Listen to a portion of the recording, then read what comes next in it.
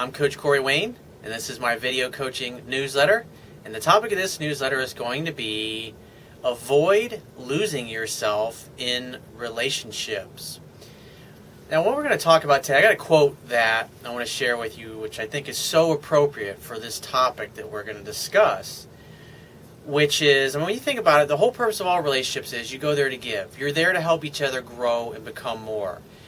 Two people come together not to complete each other, but to share their completeness.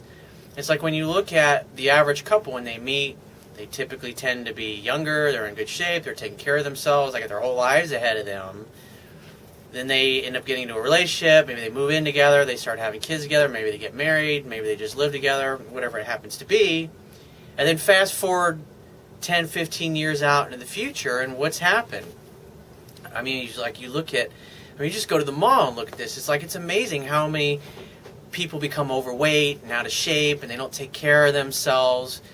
And what we see is just, it's like, over time, people they give up their goals, they give up their dreams, they stop focusing on that business that they always wanted to start, they stop hanging out with their close friends.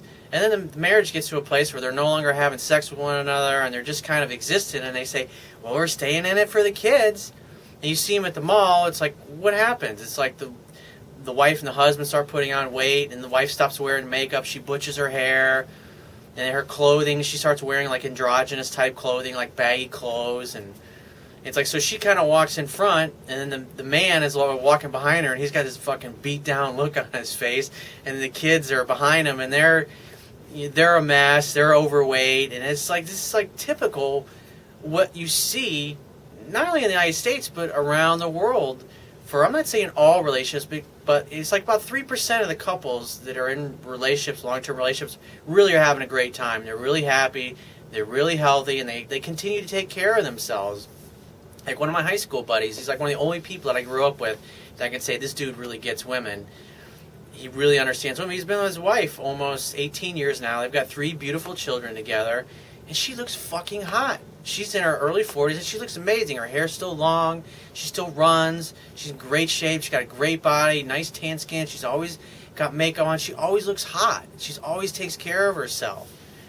Whereas I look at the rest of the girls that I went to high school with, and most of them, they look like hell. They look like I'm in my early 40s. Some of them look like they're in their late 50s now. It's just amazing how they've let themselves go. But when people are happy in a relationship, they take care of themselves, and that's a good example, a good parenting example for the children.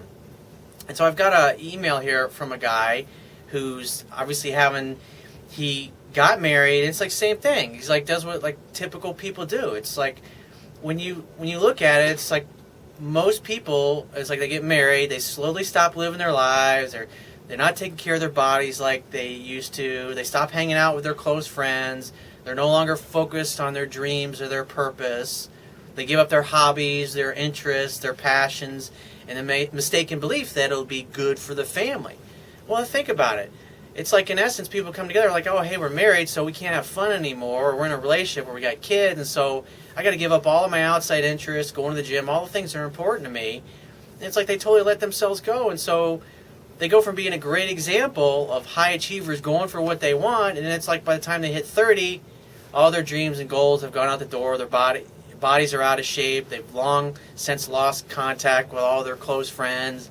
They don't really focus on their hobbies anymore because the wife didn't support it or whatever, and so he gave that up in order to please her, and she's bitchy and unhappy all the time. And I mean, it's a sad state of affairs here. And so the idea is that the whole purpose of all relationships is you go there to give. You're there to help each other grow and become more.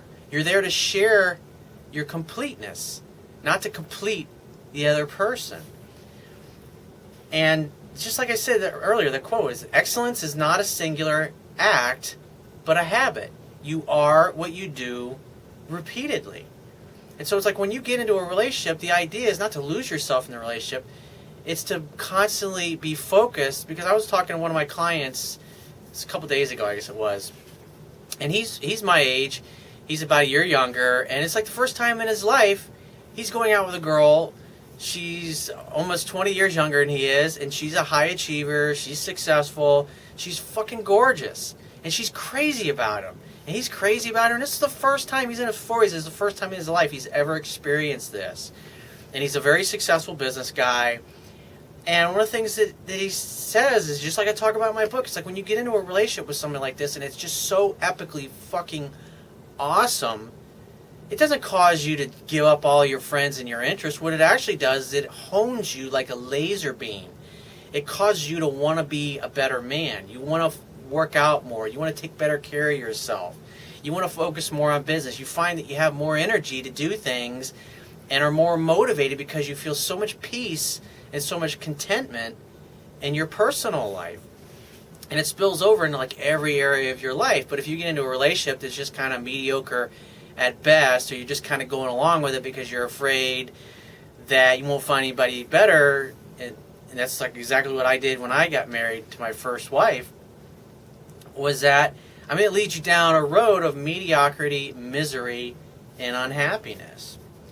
And so he says, hey coach, thank you so much for your work. The information in your videos and book have helped me understand the demise of my 9-year relationship and 6-year marriage with my ex.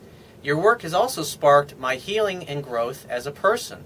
The question I have is about adapting the philosophies to my current situation. I have learned that I made all the mistakes possible during my relationship. I let myself go physically and I detached myself emotionally from my wife and life. Since the breakup and subsequent discovery of your work, I have lost 95 pounds, upgraded my style and appearance, and focused on my purpose. That's so fucking awesome, dude. Good for you.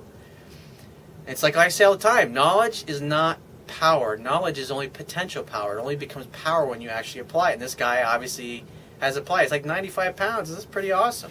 One of my high school buddies has lost close to 70 pounds by juicing vegetables and eating healthier. And you should see him, dude. He looks like fucking night and day. He looks like 20 years younger now. It's just his eyes are bright. He just looks, he's smiling more. Before he was like, he had like these dead eyes, like he was a fucking zombie. It's just amazing. He says, my ex and I broke up last February, but she didn't move out until September. We continue to have sex regularly and are the parents of our 2 young children. After the move out, we continue to be very friendly and have sex with each other for months, several months now. We are supposed to share custody 50-50 and she lives a block away. I miss her and desire to start new with her. Whenever I acted indifferent, we ended up hanging out and having sex. Whenever I pursued her and cried on her shoulder, basically acted like a woman, I ended up in her friend zone. And he says, surprise, surprise. It's like amazing. It's like this stuff, like you literally can predict the future. And like my client I was telling you about that is like totally in love with this girl, he said, dude, it's like I can set my watch to what you teach. It's like, you know, because it's like once he got to 2 months of being with this girl, it's like she's around him all the fucking time. She's staying over at his house 4 or 5 nights a week. It's like, so what happens is you get to the point where she gets so used to being around you and she's so in love and she's so happy and you're always sweeping her off her feet and romancing her, that, because like I say in the article I wrote a while back, women want to feel safe and comfortable, and I talk about that in my book extensively. She feels so safe and comfortable that she actually becomes the point where she feels most safe and most comfortable when she's around her man. And therefore, when she's away from him, she doesn't feel as safe and comfortable. And so therefore, she's like, oh, I miss him. It's like, baby, how are you? And she starts texting you all those sweet texts and things that you love to get in the afternoon. And she's like, oh, I want to come over. I want to see you tonight. I don't want to wait till tomorrow. And it's like, so it's like every night she's pretty much all over you. It's like, that's why you don't have to bring up dating, commitment, relationships, or any of that crap. As long as you hang out, have fun, and hook up, over time what happens is just by focusing on those things, she starts to feel more safe and more comfortable around you than anybody else on the planet.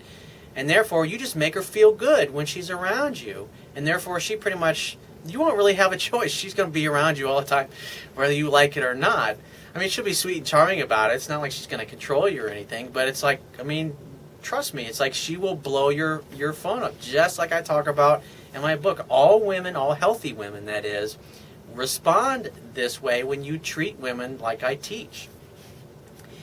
He says, my needy and little bitch-like behavior has now driven her into the arms of another man recently. Since studying your material, I see how poorly I've handled the situation.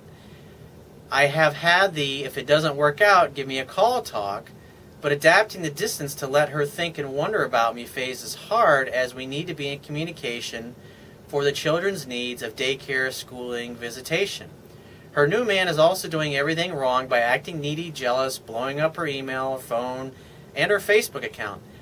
That's why it's only a matter of time before she gets sick of his bullshit and then blows him off and starts calling and texting and wanting to come over and hang out and bring a bottle of wine over, whatever it happens to be.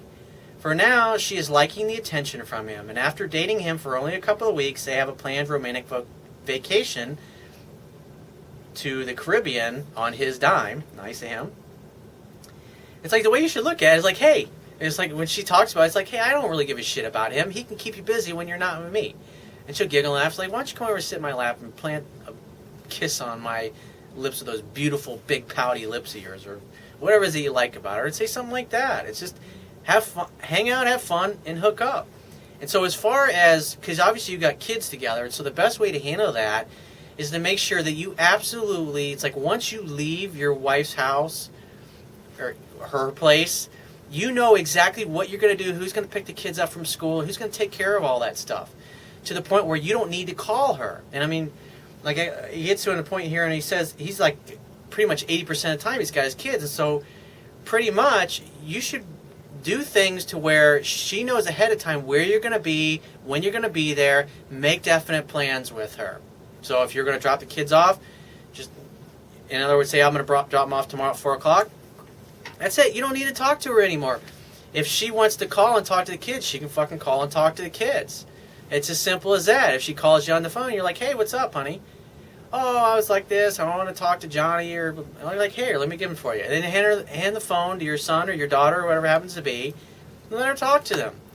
And if she hands the phone back, it's like, hey, what are you doing? She's like, oh, and she wants to talk about it. It's like, well, hey, you know, instead of talking about this over the phone, why don't you grab a bottle of wine, come on over, and we'll hang out, and you can tell me all about it. And then she can come on over, and the kids can do their thing, and they can play. You put them to bed, and you're hanging out, having a bottle of wine together. One thing leads to another, and boom, you're having sex. And it's like, who cares? It's like, don't worry about it. The idea is to put yourself in situations where she has to reach out to you and she has to call you. And when you're away from her, everything's planned. Like if you're not going to see her for 2 or 3 days, then you don't need to be calling her or talking to her or anything.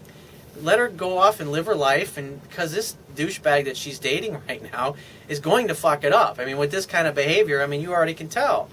It's like you can set your watch to it. It's just simply a matter of time before she realizes he's a douchebag, and she's like, I haven't heard from my ex-husband. I wonder what he's up to. He's looking pretty buff lately because he's been working out. He says, I'm considerably more successful and attractive than him, but I have a longer history of making mistakes with her.